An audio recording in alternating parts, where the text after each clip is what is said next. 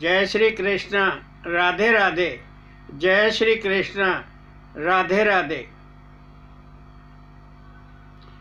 जय जय अभिराम श्याम श्याम जय जय अभिराम श्याम श्याम जय जय अभिराम श्याम श्याम जय जय अभिराम श्याम श्याम जय जय अभिराम श्याम श्याम जय जय अभिराम श्याम श्याम जय जय अभिराम श्याम श्याम जय जय अभिराम श्याम श्याम जय जय अभिराम श्याम श्याम जय जय अभिराम श्याम श्याम।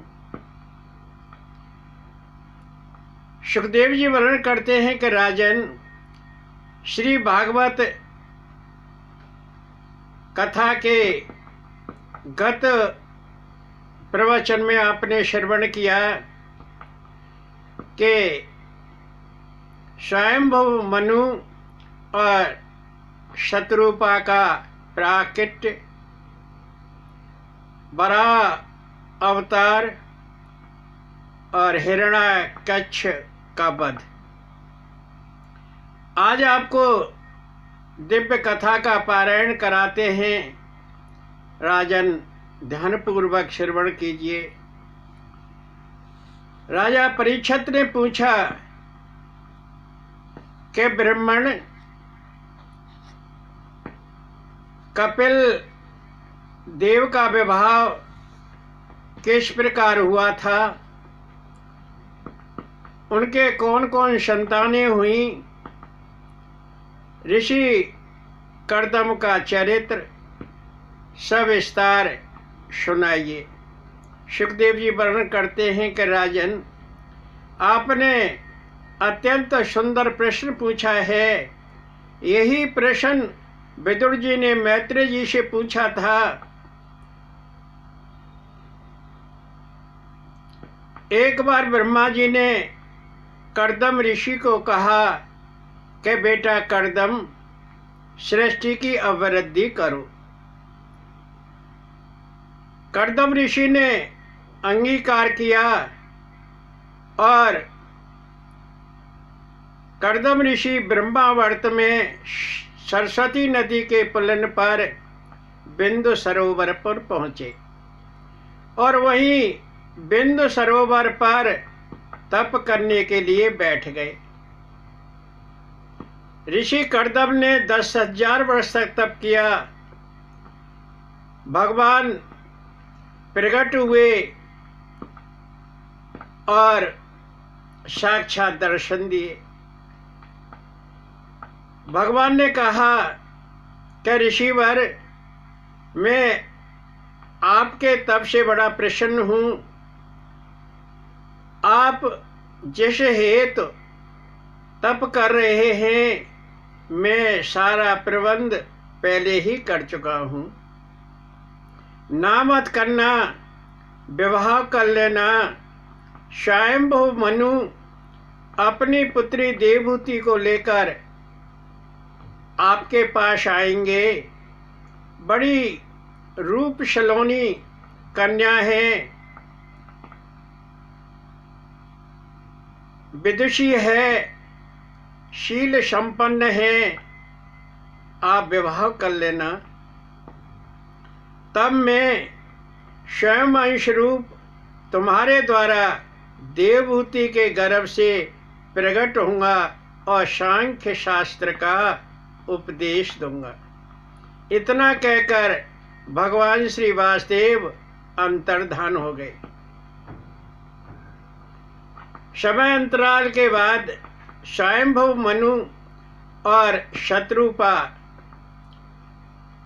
दोनों अपनी पुत्री को लेकर ब्रह्मावर्त में बिंदु सरोवर पर पहुंचे और कर्दम ऋषि को एक कुटिया में देखा। बड़ा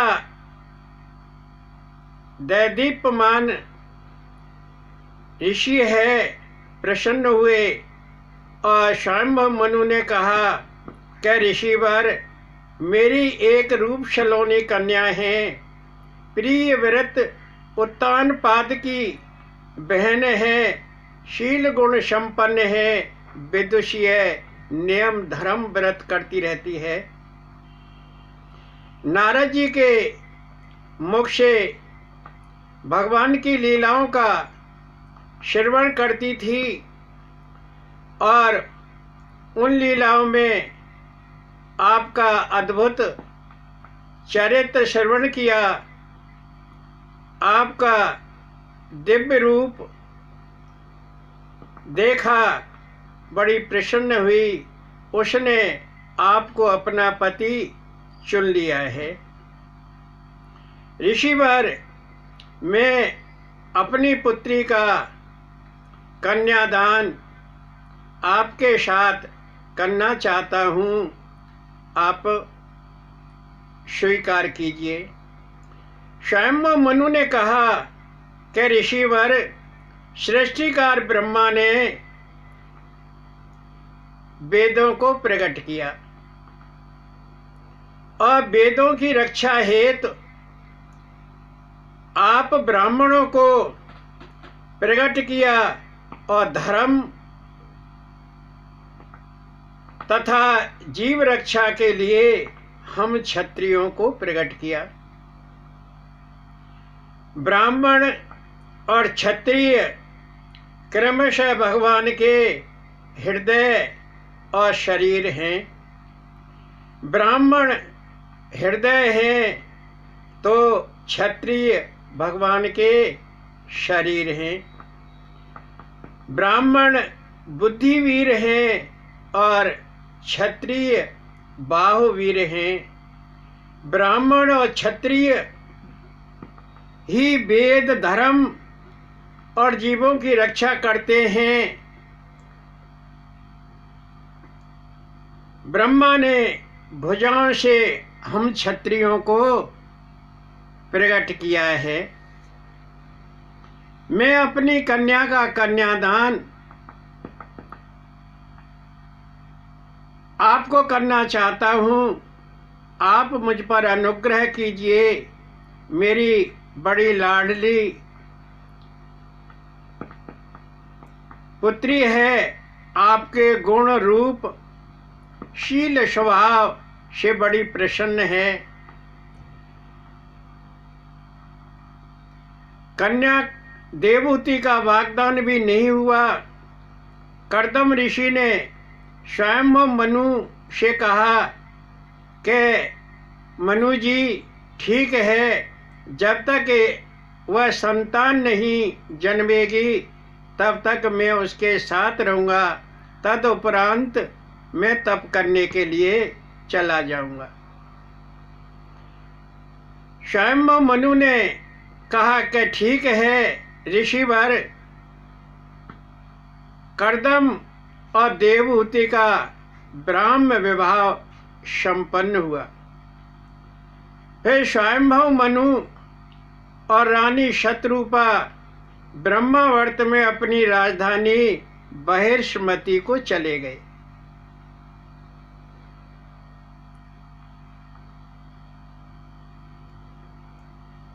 सुखदेव जी वर्णन करते हैं कि राजन, ऋषि कर्दम का और देवहूति का यह ब्राह्म विवाह हुआ था और ब्राह्म विवाह 8 प्रकार के होते हैं।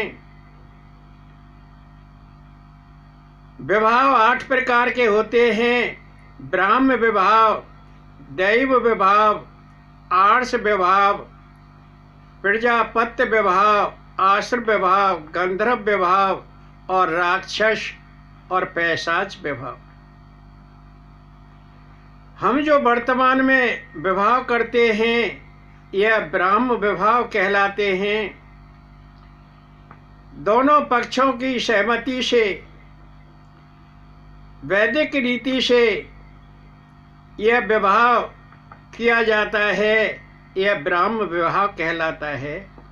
यही सर्वश्रेष्ठ विभाव है। दूसरा दैव विभाव धार्मिक कार्य उद्देश्य हेतु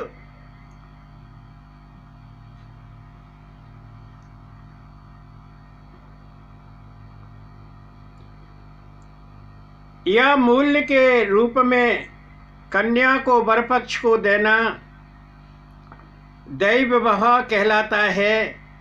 जैसे यज्ञ करने वाले पुरोहित को अपनी कन्या दे देना। आर्ष विवाह कन्या का मूल्य देकर गोदान करके कन्या का विवाह करना आर्ष विवाह कहलाता है। प्रजापत्य विवाह कन्या की सहमति के बिना वर को कन्या देना। कोई प्रतिष्ठित वर हो, धन संपन्न हो, उसको कन्या देना प्रजापत्य विवाह कहलाता है। आश्र विवाह कन्या को खरीदकर जो विवाह किया जाता है वो आश्र विवाह किया जाता है। और गंधर्व विवाह आजकल जो विवाह हो रहे हैं, प्रेम विवाह,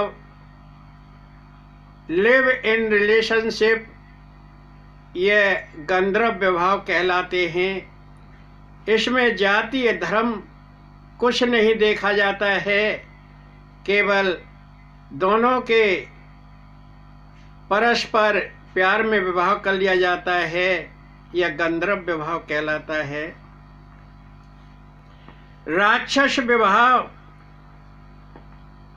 कन्या की सहमति के बिना हरण करके कन्या के साथ विवाह कर लेना राक्षस विवाह कहलाता है। और पैशाच विवाह कन्या की मदहोशी में जैसे निद्रा आदि में उसका लाभ उठाना, यह पैशाच विवाह कहलाता है। सुखदेव जी वर्णन करते हैं कि राजन, बराह भगवान के यहाँ रोम गिरे थे और वो रोम कांश और कुशा बन गए। स्वयंभव मनु ने कुशा की बहेर चटाई बिछाकर यही ब्रह्मावर्त में तप किया था। दूसरा, बराह भगवान के पसीने के बिंदु कण यहाँ गिरे थे। उन बिंदु कणों से एक सरोवर बन गया और वही बिंदु सर कहलाया। सुखदेव जी वर्णन करते हैं कि राजन, कर्दम ऋषि विवाह करने के बाद फिर तप में लीन हो गए। देवहूति पति की सेवा करती रहती। तप करते करते कर्दम ऋषि को 10,000 वर्ष बीत गए। एक दिन कर्दम ऋषि की समाधि टूटी और देखा कि देवी, तू इतनी दुर्बल और क्षीण हो गई, क्या तूने दिव्य भोगों का सेवन नहीं किया है? मुझे भारी दुख है तुझको देखकर। देवहूति ने कहा कि स्वामी, विवाह के हजारों वर्ष यूं ही बीत गए, तुम्हें विवाह की प्रतिज्ञा याद है न? पतिव्रता नारी लाभ महाना, गृहस्थ सुख तब हो संताना। पति करो संसर्ग कर्तव्य, होए गंध भोज भाव्य। तो देवहूति ने कहा कि स्वामी, तुम्हें विवाह की प्रतिज्ञा याद है न? पतिव्रता नारी का लाभ तभी उत्तम होता है, तभी महान होता है, तभी उसे गृहस्थ सुख मिलता है जब उसकी गोद भरी हो। हे स्वामी, आप ऐसा शुच कर्तव्य कीजिए जिससे मुझे गृहस्थ सुख प्राप्त हो। और हाँ, एक सुंदर भवन होना चाहिए, दिव्य भोजन होने चाहिए और गंध युक्त वातावरण होना चाहिए। स्वामी, इस पर तनिक विचार कीजिए। कर्दम ऋषि ने कहा कि देवी, ठीक है, तुम बिंदु सरोवर में स्नान करके आओ। देवहूति बिंदु सरोवर में स्नान करने के लिए चली गई। सुखदेव जी वर्णन करते हैं कि राजन, उधर कर्दम ऋषि ने सोने का एक भव्य विमान तैयार किया। देवहूति ने ब्रह्म सरोवर में, बिंदु सरोवर में जो ही गोता मारा, वह निवृत्ति के समान हो गई। हजारों सेविकाएं उसके पास आ गईं, उसका उपटन करके दिव्य गहने और अच्छे अच्छे वस्त्र पहनाए और दिव्य पेय पदार्थों का उसको भोजन कराया। वह देवहूति एक नवविवाहिता के समान हो गई। सुखदेव जी वर्णन करते हैं कि राजन, जब देवहूति सज धज कर कर्दम ऋषि के पास आई तो एक सुंदर विमान खड़ा हुआ देखा। कर्दम ऋषि ने उसी की उंगली पकड़कर विमान में चढ़ा लिया और कर्दम ऋषि के संग रसानंद में सराबोर हो गई। सुखदेव जी वर्णन करते हैं कि राजन, कर्दम ऋषि ने देवहूति के संग विमान में दीर्घ समय तक विहार किया। वैश्रम्भक, सुरसन, पुष्पभद्र, नंदनवन, चैत्ररथवन, सरोवर, थलतीर्थ, नवतीर्थ में खूब विहार किया। कर्दम ऋषि ने 9 दिव्य स्वरूप बनाकर धारण करके देवहूति के संग विहार किया। सुखदेव जी वर्णन करते हैं कि राजन, समय अंतराल के बाद देवहूति ने एक साथ 9 कन्याओं को जन्म दिया। वो 9 कन्याएं कौन हैं? कला, अनुसुईया, श्रद्धा, हविर्भू, गति, क्रिया, ख्याति, अरुंधति और शांति। जब देवहूति ने 9 कन्याओं को जन्म दिया तो कर्दम ऋषि अपनी पत्नी देवहूति और कन्याओं को छोड़कर तप करने के लिए वन की ओर चलने लगे। देवहूति ने देखा कि स्वामी वन की ओर जा रहे हैं। देवहूति ने टोका, स्वामी आप जा रहे हो, मुझे इतनी शक्ति देते जाओ कि मैं इन कन्याओं का लालन पालन कर सकूं और विवाह आदि भी संस्कार कर सकूं। देवहूति बड़ी व्याकुल हो गई, दुखी हो गई देखकर।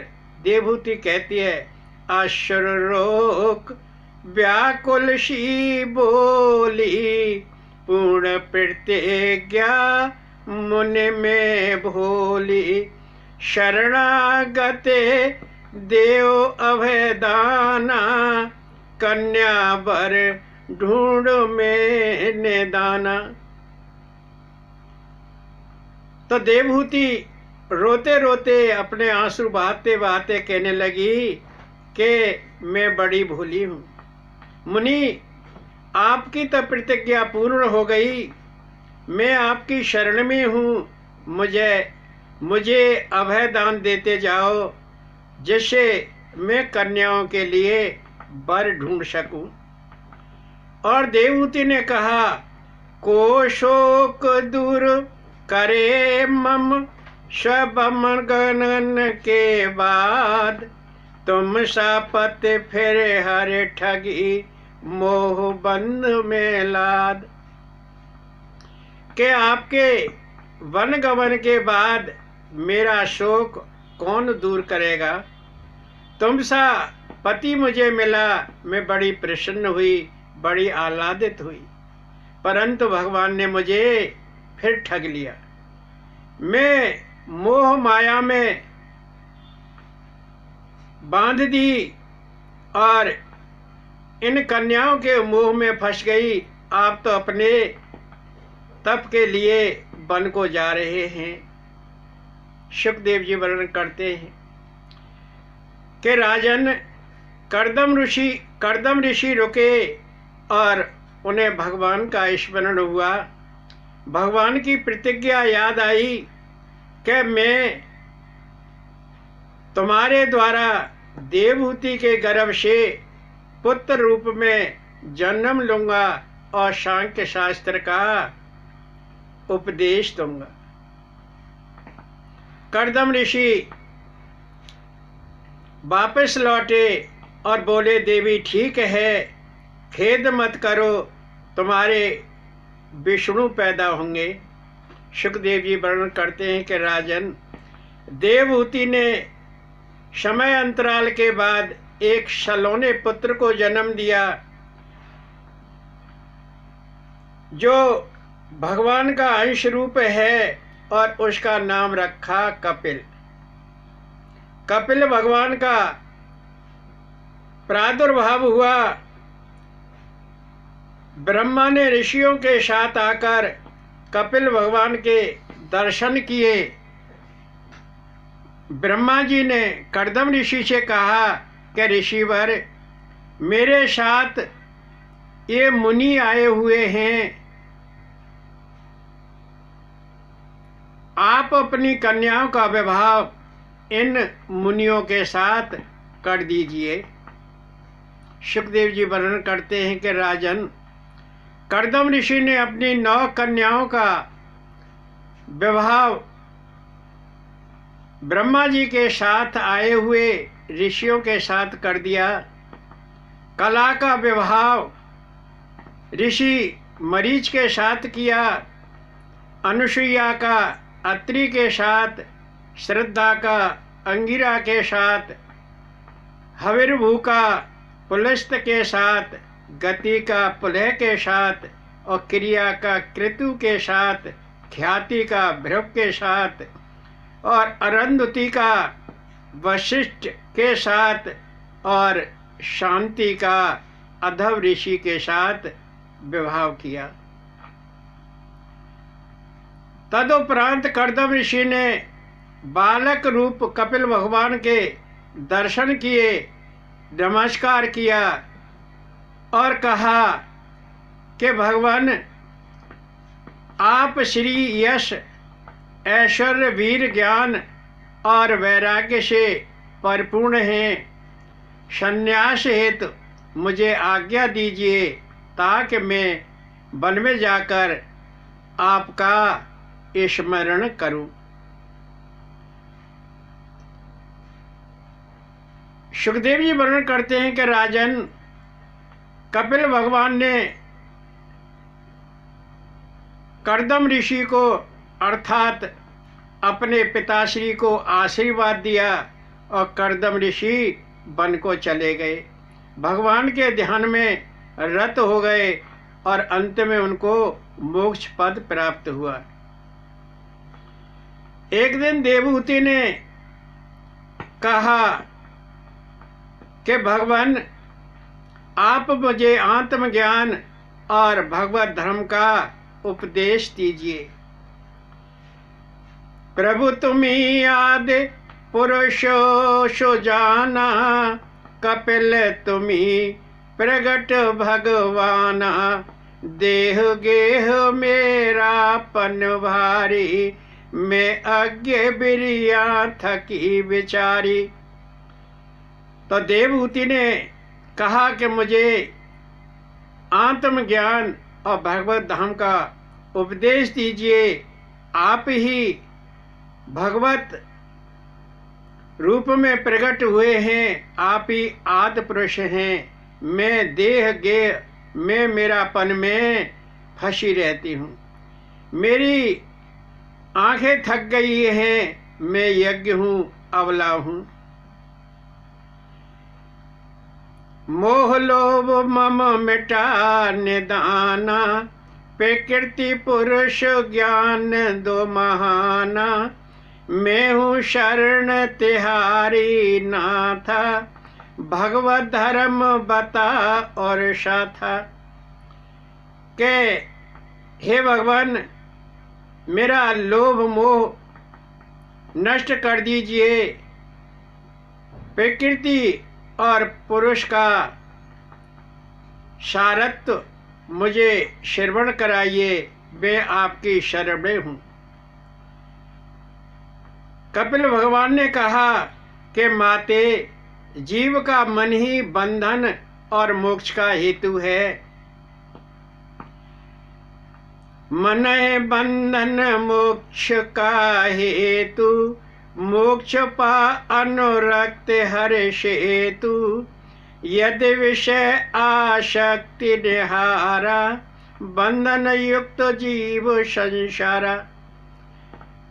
के माते श्री, जीव का मन ही बंधन और मोक्ष का हेतु है, कारण है। यदि मन भगवान में अनुरक्त हो जाता है तो जीव को मोक्ष प्राप्त होता है। यदि जीव का मन विषय आसक्ति में फंस जाता है तो जीव बंधन में फंस जाता है। माँ जीव ज्ञान भक्त से एकमात्र हर निहार, सुख दुख छूट हर मिले, मोक्ष पाए साकार। भगवान कपिल ने कहा कि माँ, जीव ज्ञान और भक्ति से एकमात्र भगवान का ध्यान करे, वह सुख और दुखों से छूट जाएगा, उसे मोक्ष प्राप्त होगा।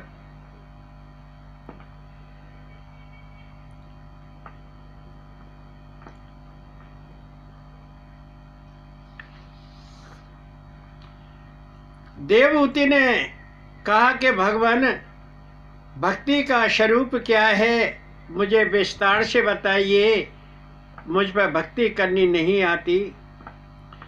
भक्ति स्वरूप क्या हरे तिहारी, पूछे आज तुम्हें महतारी। निर्यज्ञ में अबला नारी, बंधन फंसी निकाल मुरारी। हे भगवान, आप भक्ति का स्वरूप मुझे बताइए, आपकी भक्ति कैसे की जाती है। आज आपको आपकी महतारी पूछ रही है। मैं निर्यज्ञ हूँ, अज्ञान हूँ, मैं अबला हूँ, एक नारी हूँ। बंधन मोह में फंसी हुई हूँ। हे मुरारी, मुझे यहाँ से निकालिए। कपिल भगवान ने कहा कि माते श्री, मैं सृष्टिकार तुमने जना हूँ, तुम्हारा पुत्र हूँ। मैं बड़े बड़े योगियों को भी प्राप्त नहीं होता हूँ, वो भी हजारों हजारों वर्ष तप करते रहते हैं, फिर भी मेरा दर्शन नहीं कर पाते हैं। माते, तुम्हें तो मैं पुत्र रूप में शैंत महत में मिल गया। तुमने तो मेरे पुत्र रूप में आसानी से सहज ही दर्शन कर लिए।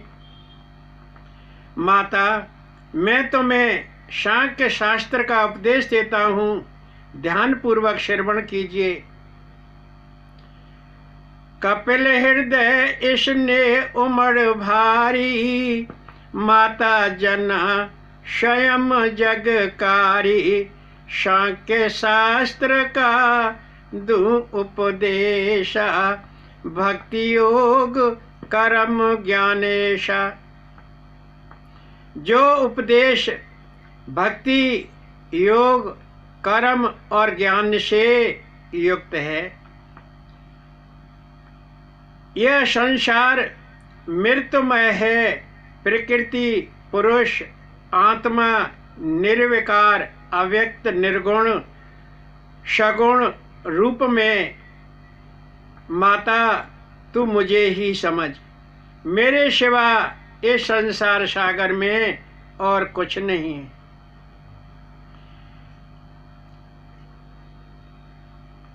माते मुझे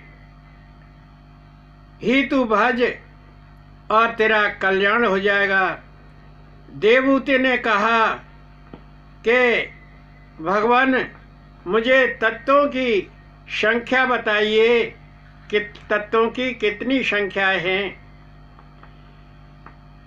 सुखदेव जी वर्णन करते हैं कि राजन, जब देवहूति ने कपिल भगवान से पूछा कि तत्वों की संख्या कितनी है, तो कपिल भगवान ने बताया कि माते श्री तत्वों की कुल संख्या 24 है।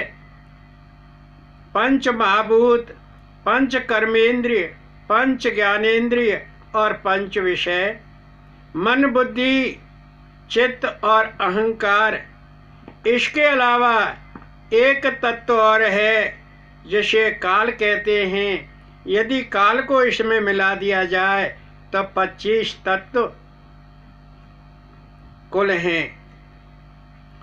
आत्मा ही पुरुष रूप है जिससे सारा संसार प्रकाशित है।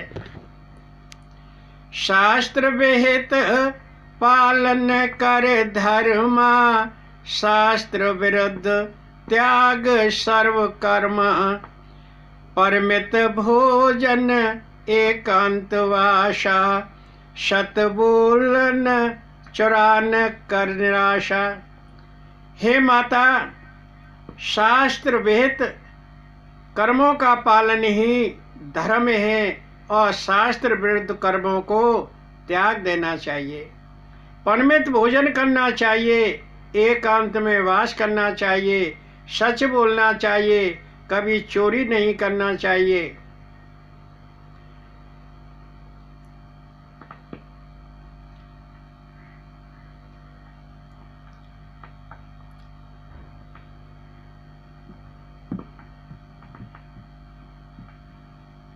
राजा परीक्षित ने पूछा कि मुनिवर, मनुष्यों की अधोगति क्या है। सुखदेव जी वर्णन करते हैं कि राजन, वाय बादल को उड़ाकर ले जाती है, परंतु बादल वाय की प्रबलता को नहीं जान पाता है। वैसे ही जीव काल के बल को नहीं जान पाता है, जबकि जीव काल से ही प्रेरित है। जीव सुख पाता है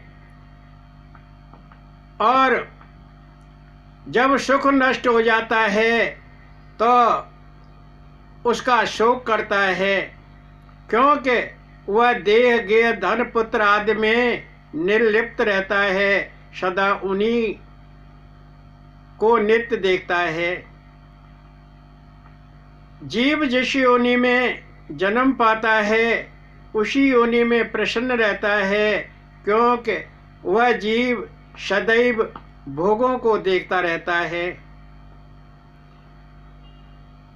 और उन विषय भोगों को ही वह सुख मानता है, जबकि ऐसा नहीं है, उन्हें नहीं छोड़ पाता। मोहवश वह जीव उन्हीं के लालन पालन में लगा रहता है, धन संचय करने में लगा रहता है और भगवान का नाम नहीं लेता है। जब उसकी वृद्धावस्था हो जाती है तो वह भाग्य को कोसता है, उसकी हुलिया बिगड़ जाती है और कुत्ते की तरह घर वालों से टुकड़े खाता है। श्वास प्रश्वास रुक जाती हैं। घर वाले कहते हैं कि इससे कब टंटा कटेगा। मृत्यु पास में बंधा पड़ा रहता है। यमदूत आते हैं और उसे यमलोक ले जाते हैं। यमलोक 99,000 योजन दूर है। यमलोक में जाकर जीव विभिन्न यातनाएं पाता है। कर्म के अनुसार उसे यातना दी जाती हैं और जन्म जन्म के पापों को वह भोगता है और पुण्यों के आधार पर वह मनुष्य रूप में जन्म लेता है। व्यापक एक ब्रह्म अविनाशी, सत चेतन धन आनंद राशि, जो आनंद सिंधु सुख राशि, शी करते त्रैलोक सुपाशी। तुलसी बाबा ने मानस में कहा है। सुखदेव जी वर्णन करते हैं कि राजन, भक्त 3 प्रकार के होते हैं, सात्विक, राजस और तामस। जो भक्त पाप और कष्टों से छुटकारा पाने के लिए भगवान की भक्ति करते हैं वह सात्विक भक्त कहलाते हैं। जो भक्त विषय भोगों के लिए भगवान की भक्ति करते हैं वह राजस भक्त कहलाते हैं। और जो भक्त हिंसा, दंभ, क्रोध के लिए भगवान की भक्ति करते हैं वह तामस भक्त कहलाते हैं। सुखदेव जी वर्णन करते हैं कि राजन, मन विचार करता है और बुद्धि अर्थात स्वभाव उसको रूपांतर करता है और कार्य उसको कार्यान्वित करता है। जय श्री कृष्ण, राधे राधे। जय श्री कृष्ण, राधे राधे।